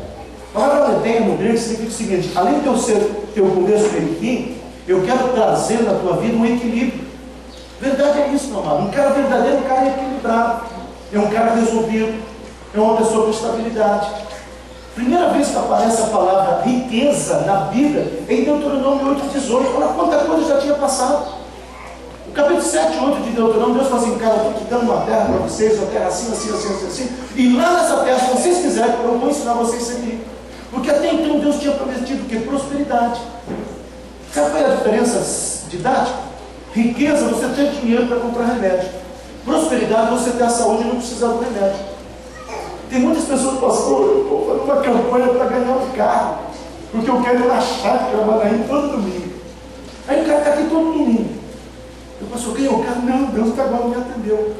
Mas o cara não para ser grato para pensar que Deus deu um carro para o motorista particular, se ele vem de carona. Não precisa pagar gasolina, porque o cara que está carona é bacana, não cobra gasolina, vem, irmão? E não paga IPVA. Não, mas eu queria ter um carro. Mas eu estou te dando uma motorista. Às vezes, amado, tudo é uma questão de como que nós olhamos. Nós podemos olhar e ver os gigantes, ou nós podemos olhar e ver a terra prometida. Bem? Curando o cego, pode passar. Em primeiro lugar, Jesus, se tivesse vindo hoje, ele ia chutar o pau da barraca nessa história de maldições. Eu creio em maldições, está na palavra de Deus, mas amado, tem gente que pegou maldição e criou uma heresia tão grande. Eu sempre falo que teólogo, o que é teólogo? Uma vez me perguntam, pastor, o que é teólogo? Teólogo é o cara que pega a simplicidade da Bíblia, complica, depois tenta explicar e ninguém consegue. Isso é teólogo. Tem muita gente pegando maldições e fazendo. Não, você tem que dar 3 pulinhos, você tem que fazer isso. Não, maldições se quebram em Jesus Cristo, amém? Amém. Só que muitas vezes nós sofremos as consequências dessas maldições. E aí é uma questão de posicionamento. Não adianta a moça se engravidar, né? Aí chega com o meu irmão, não estou grávida agora, eu vou pedir perdão. Aí, Senhor, nós erramos. Aí o feto vai. Não. Deus fala, errou, mas você vai sofrer as consequências, ou vai ter que arcar com isso. Não que seja uma consequência, mas vocês estão entendendo, né, igreja? Vai ter que lidar, meu amado. Deus não vai fazer aborto, só porque você confessou o pecado. Tem situações que nós precisamos estar lidando. Pode ir lá. Vou adiantar aqui, eu sou a videira verdadeira, amém? Eu quero falar a palavra pelos, que é o grande significado de Jesus. Ele é essa videira para o milagre. Somente quem é a videira que pode trazer a ressurreição. E aqui, amado, em primeiro lugar eu preciso falar rapidinho, os essênios. Por que Jesus só chegou no 4º dia? Está lá Jesus no primeiro dia, o celular de dele toca, ele, oi, Maria, como o senhor? O Lázaro acabou de morrer. Daquele dia em diante, Jesus não tocou mais, não atendeu mais o telefone. Eu olhava para Maria, deixa lá. Maria mandava torpedo. Jesus veio primeiro dia, segundo dia, terceiro dia. Jesus nada. Sabe por quê, meu pai? Na cultura excêntrica, eles acreditavam que o espírito de uma pessoa, ou seja, a pessoa morreu, o espírito tinha que completar os 4 cantos da terra. No 4º dia, não tinha mais, entrava para Gaia, entrava para o cosmos. E Jesus está falando assim, eu sou maior que esse cosmos. Você está dizendo que não tem como no 4º dia, pois eu vou ressuscitar exatamente no 4º dia. A experiência que eu quero contar rapidamente aqui também é a pessoa de Maria. Maria, ela acreditava no passado. Jesus, se tu tivesse aqui ontem, cara, ela acreditava no futuro. Senhor, lá na frente, aleluia, eu vou ter ruas e céu de ouro. Mas ela precisava acreditar no presente, mano. Nós precisamos ter um evangelho do presente. Passado é uma roupa velha que não serve mais, né? Já ouviu essa frase, né? Passado passou. O teu futuro você não consegue prever, pertence a Deus. Mas o teu passado é você. O teu presente é você. Nós somos resultado de decisões. E a pergunta é, qual é a decisão que você toma? O meu presente vai mudar o meu futuro? Vai, em Cristo Jesus, eu tomei a decisão e eu vou ter esse futuro. Vocês estão entendendo? Às vezes a igreja também está assim. Não, nos céus eu tenho ruas de ouro. Não, lá. O que adianta ter ruas de ouro no céu se você está com um monte de conta? Então vamos pegar esse ouro do céu e vamos pagar as contas. Mas como é que Jesus vai te ensinar a pagar as contas? O problema nosso, amado, não é os 90% que é nosso, fora as ofertas, então só colocando dízimo. É que nós queremos ter um padrão de vida de 120%. Aí queremos que Deus abençoe nos 30 mais aí. Amado, isso não funciona. Próximo. Vai passando. Primeiro o pão, é o primeiro eu sou, depois, aí você vai um pouquinho devagar. Não, primeiro eu sou o pão, último eu sou o vinho. Pão e vinho da ceia. Jesus está dizendo o seguinte, olha, eu sou a tua redenção e eu sou a tua alegria. No pão ele está dizendo, meu corpo é dado por vós, eu paguei um preço. No vinho ele está dizendo, eu vou te ressuscitar para os teus sonhos. Mas tem uma música na igreja, você quer fazer crente chorar, canta essa música. Se tentar matar os teus sonhos.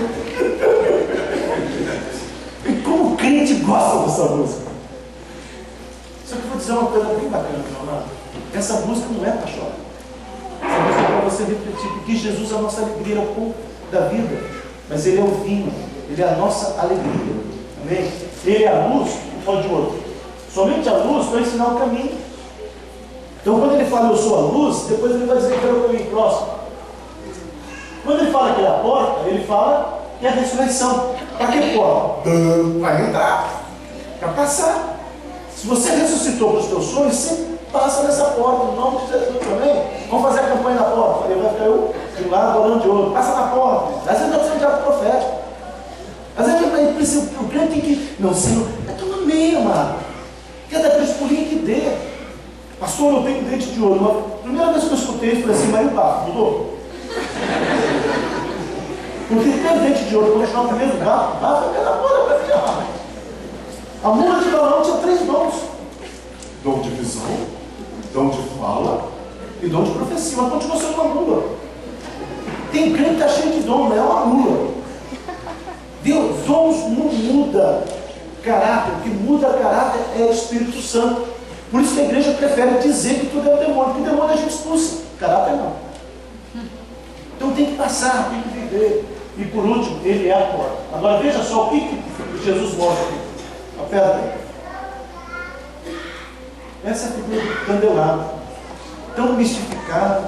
Tem igreja que tem que ter o candelabro, porque é de Israel. Mas no fundo, meu amado, o candelabro, simplesmente Jesus estava dizendo, eu sou. Eu sou. Eu encerro, amado, com essa palavra. Quem é Jesus para você? Quem é Jesus para você? Eu quis compartilhar esse estudo porque eu amo estudar a palavra. Espero que ninguém tenha esperado uma mensagem, né? Pena que foi rápido. É mesmo? Mas amém. Mas deu para todo mundo entender, né? Amém. Então eu encerro. Mas quem é Jesus para você, amado? Quem é Jesus para você? Ah, Jesus é o autor da vida. É o conjunto belo, autor da vida, né? Eu sou do tempo dos vencedores por Cristo. As estrelas eu já tudo. das vezes a gente precisa resgatar aquilo que Jeremias fala. Eu preciso voltar para os caminhos antigos. E uma dos caminhos antigos era feito com 3 bases. A igreja primitiva até o 3º século conseguiu manter isso. A primeira base era a palavra. Eles liam a palavra. Você não tem tempo de ler a palavra, mas tem tempo para ficar no Face. Você não tem tempo de ler a palavra, mas sabe o que aconteceu na flor do Caribe? Sangue bom. É até cristão. Flor do Caribe, não tem a flor, né, da palavra. Rosa de salão. E sangue bom é de Jesus. Nós até espiritualizamos. Leia a palavra. Deixa a palavra falar no teu coração. Amado, uma vez o Curitiba estava distribuindo a Bíblia e chegou alguém, pastor, a mãe do cara, meu filho está pegando a Bíblia e fazendo cigarrinho de maconha. Porque a Bíblia tem uma seda boa para isso, né? Aí eu fiquei doido, falei, Deus, heresia, blasfêmia. Aí eu fui orar, porque nós temos que orar. Aí Deus falou, Silas, não teve um cara que comeu? Esse está fumando. Esse cara é pastor, ele comigo, surpresa. Ele é pastor. Ele não conseguiu fumar Efésios 4. Ele chegou para mim, pô, cara, que coisa doida, não só espírito, passou cara, que loucura. Eu já pastor. Chega uma hora que a palavra fala, meu amado. Segundo o tripé, oração, a igreja orava. O crente hoje ora, tem crente que ora 3 vezes por dia. Senhor, abençoe esse dia de hoje em nome de Jesus. Ora na hora da comida, Senhor, que botou da caloria em nome de Jesus. E aí ora na hora de comer, Senhor, que nenhum demônio puxe meu pé em nome de Jesus. O cara ora 3 vezes por dia, mas não é isso que ele está falando. Rapidinhas com Jesus, né? Rapidinhas com Jesus. Não é isso que Jesus está falando. Para dizer, Senhor, som do meu coração. E o terceiro e último tripé, amado, é isso aqui que vocês estão tendo na vida. Comunhão. A igreja hoje não tem comunhão. A igreja hoje não tem comunhão. Então que Deus possa ter falado no teu coração, como Ele falou no teu coração. Amém? Amém. Deus abençoe. Tá?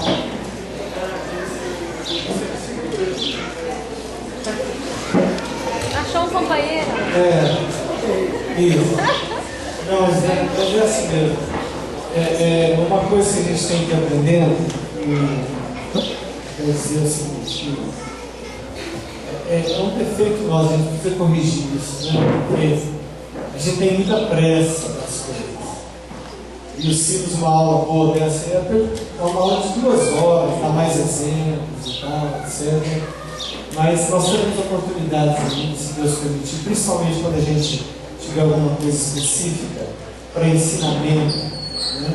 Então, obrigado pela sua palavra, é maravilhoso demais ter você, e eu também sou um dos vencedores, né? Pelo coelho e tal.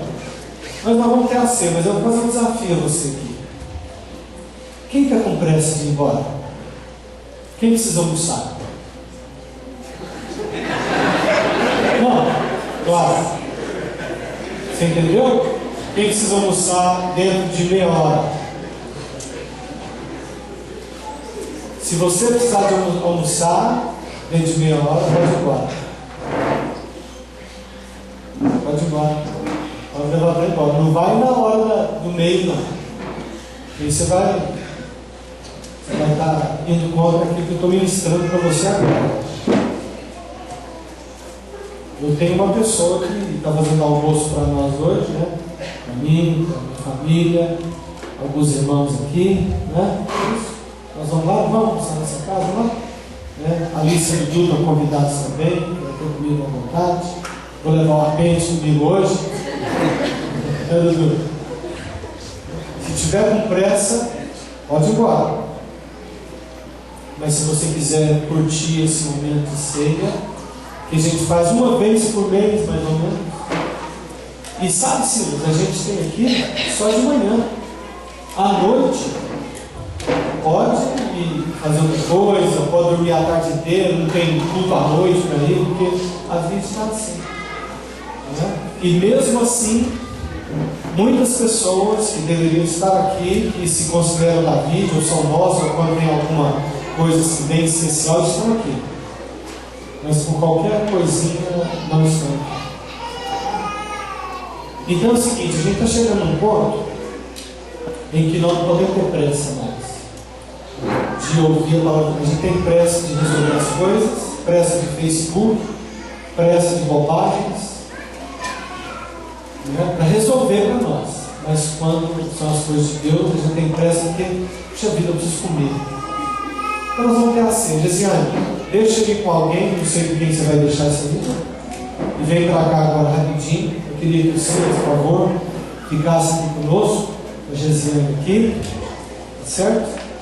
E nós vamos ter a ceia, o pessoal do louvor pode vir, por favor, se puder ministrar. E a hora que acabar, acabou. Né? E antes a gente servir o pão e o vinho, eu quero que o Silas nos explique, desse ponto de vista dele também, né? Sabe, muito mais grego e hebraico do que eu, que ele explicasse o que é isso, o que significa isso aqui.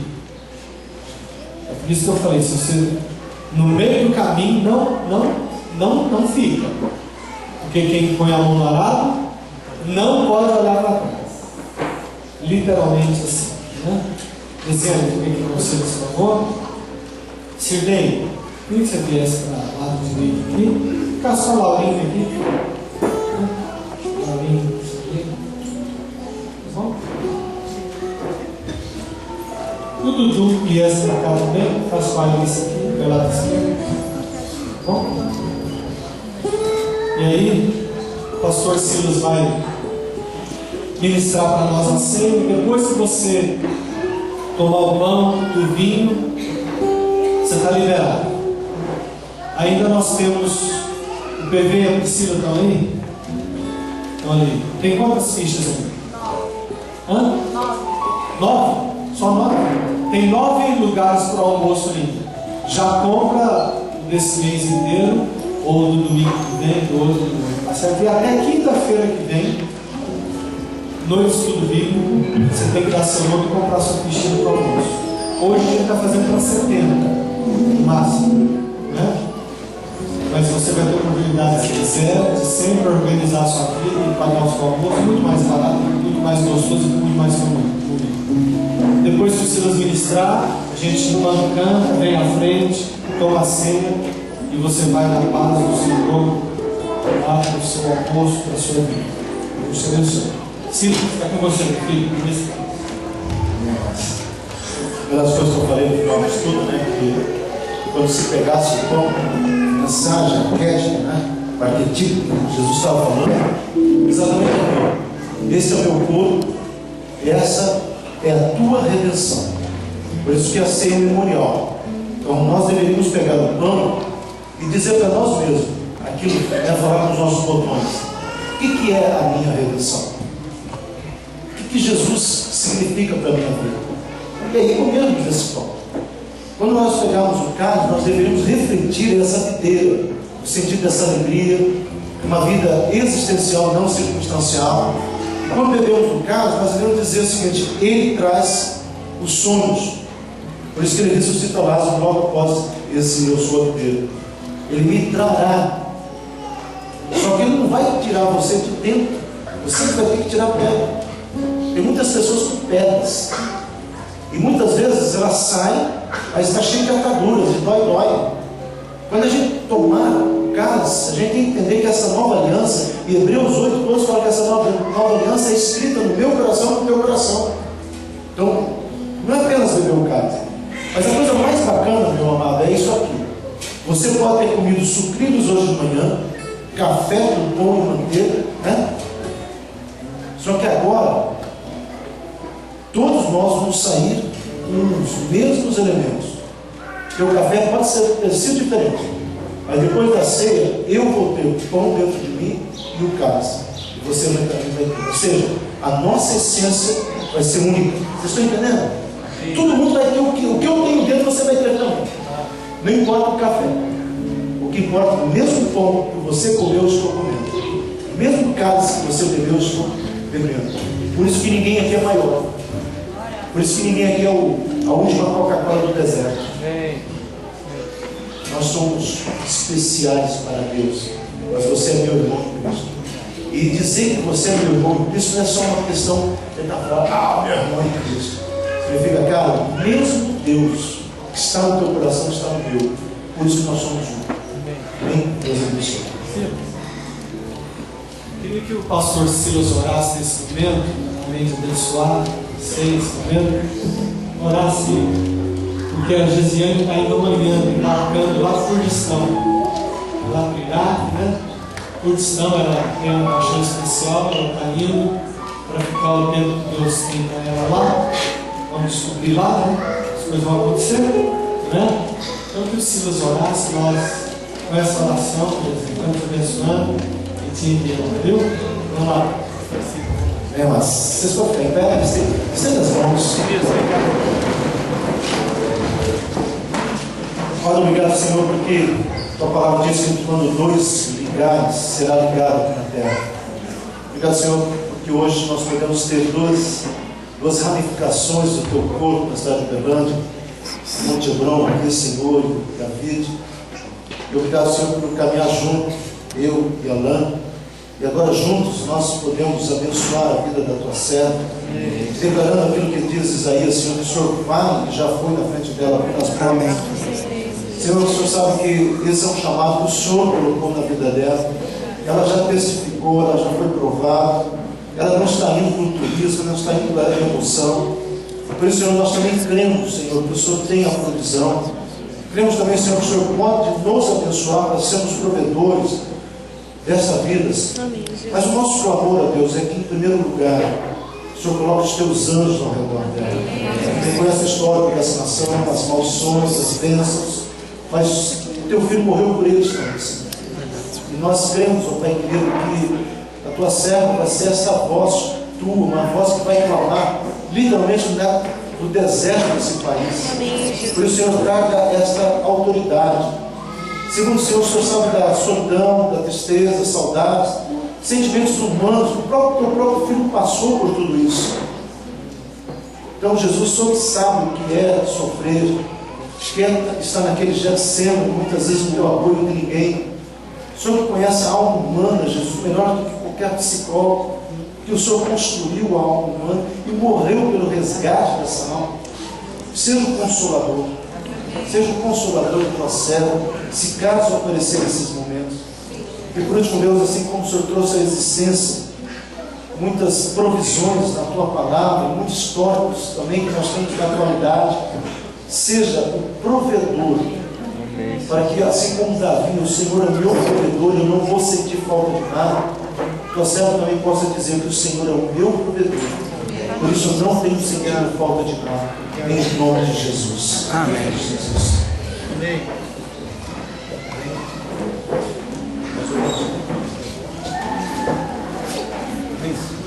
Senhor, nós colocamos o pão que tem esse simbolismo, Senhor, de trazer à memória a verdade da nossa redenção, que o meu pecado, o nosso pecado já foi perdoado, mas que precisamos tomar posicionamento e caminharmos com isso. Colocamos também, Senhor, o cálice que representa essa nova aliança. Pedimos, Senhor, que isso seja verdadeiro, que não seja apenas um comer e um beber, mas que isso seja específico e real nas nossas vidas, no nome do Senhor Jesus Cristo. Amém? Aí as pessoas vêm. Pode vir para frente pegar.